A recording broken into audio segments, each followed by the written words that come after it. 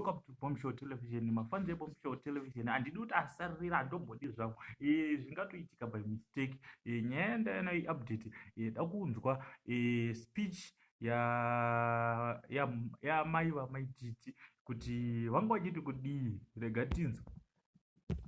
Yes, please. Chimwe nechimwe chine nguva yacho. Nguva yokuchema nenguva yekufara. Nguva yokumbundikirwa nenguva yekutambudzikirwa. I'm so happy baby. This is the time yekumbundikirwa. Akasingadi kumira padhuze nhasi ari kumira. Akasingadi kundipa chair nhasi ari kundipa. I am on top of the mountain. So happy. Oh, wow. Nice. Aiwa baba speech ende wakaradza kufara ende wakatofanana manje vanova.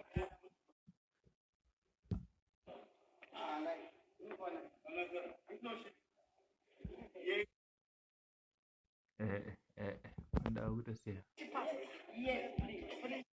Right, saka ndofunga speech tainzwa pandiroda kuti pabude inini ndepa helicopter daunyatsoradza full video right apo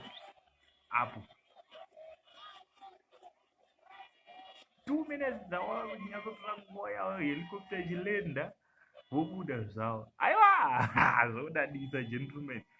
Saka ndo zvatiri kuuya nazvo. Don't forget to subscribe to our channel. It's a Bombshell Television. Musha wemalatest, musha wezviri kupisa.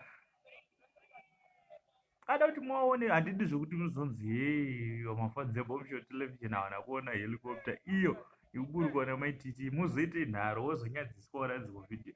Saka apa paunoitawo nharo wakatemba waswa hasare ndiye kauyo ane irasta nerakarembera kusvika kuzasuko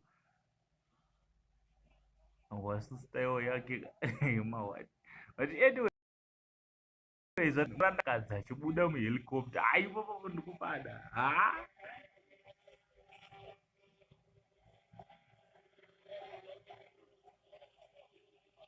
kana usingarwadziwe nekudadisa unofanira kungoisawo like apa hona style yacho hanzi pakaspendwa 100k ka harika wedha kacho haminoti ukasanaya manje but everything is under control. Tarisa murandakadzi